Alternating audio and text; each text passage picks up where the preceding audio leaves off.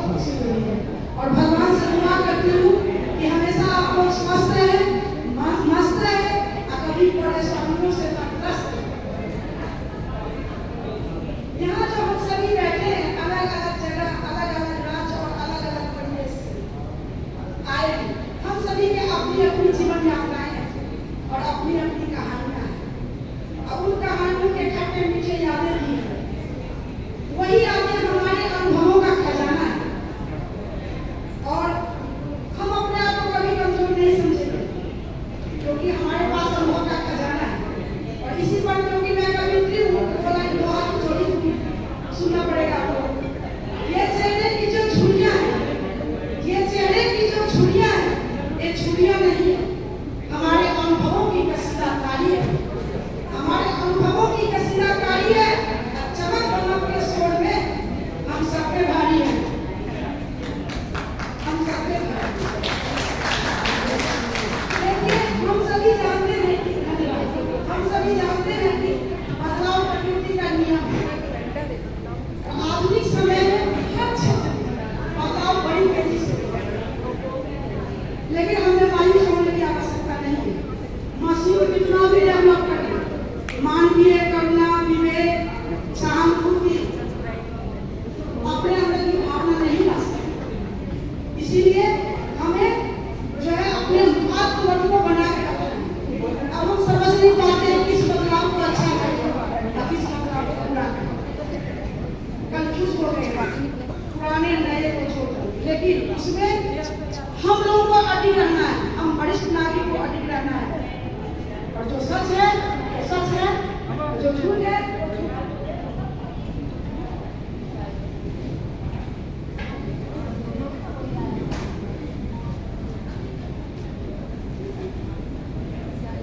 इसके लिए हमें चिंतन नहीं, चिंतन की आवश्यकता है। हमें नए और पुराने युगों की अच्छाइयों को जोड़कर भविष्य के लिए स्तंभ तैयार करना है। हमें अपने आत्मबल नहीं खोना, अपने अतीत के कर्मों पर गर्व करते हुए, अपने अतीत के कर्मों पर गर्व करते हुए अपने कर्तव्यों का पालन करते हैं। और जो सही ढंग पर कर्तव्य का पालन करता है वही सच्चा सत्कर्म है। सत्कर्म से बड़ा तप नहीं, पर पीड़ा से प्राप्त सत्कर्म की ज्योति जहाँ स्वयं आके प्रभु हुआ। हम सभी जानते हैं कि कहना बड़ा आसान है परंतु निभाना बड़ा कठिन है। फिर भी हम प्रयास करते रहेंगे, सफलता जरूर मिलेगी। उसके लिए हमें सबसे पहले अपने अंदर के शत्रुओं, ईर्ष्या, द्वेष, दुर्विसंधि, असत्य एवं अनुचित विचारों से लड़ना होगा।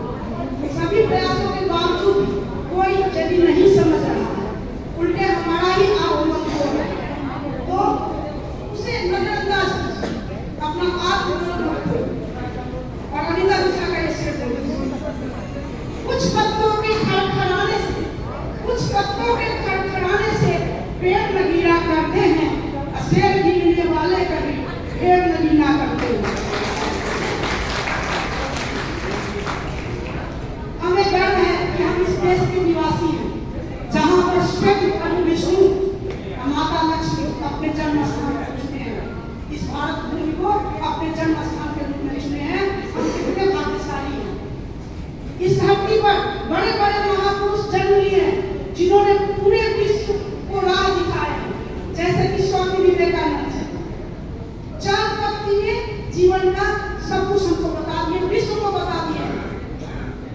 जीवन कर्म सहज भीषण है, उसका सुख केवल प्रतिक्षण है। जबकि लक्ष्य अवश्य मिल है, फिर भी भीड़ हृदय हलचल है। अंधकार को चीर अभय हो, बढ़ो साहसी जग विजयी। और लास्ट में दो लाइन कहे हैं कि यदि तुम में प्रेम है तो तुम सब सकते हो, यदि तुम निस्वार्थ हो तो सब बंधन से मुक्त हो। इस पर भी हमें गर्व होना चाहिए कि हम SDG में रहते हैं, क्योंकि यहाँ हम सभी मिलजुल कर रहते हैं, चाहे वो न्यू जनरेशन हो या ओल्ड जनरेशन। जिसका सीधा जाता एग्जाम्पल हमारी बिटिया सुभांगी हो, जो हम लोग अपना कीमती वक्त निकाल के हम लोगों को इंजॉय कर बहुत ध्यान रखते हैं। कभी रिजॉर्ट में जाती है, कभी कहीं पे जाती है और बहुत मजा करती है।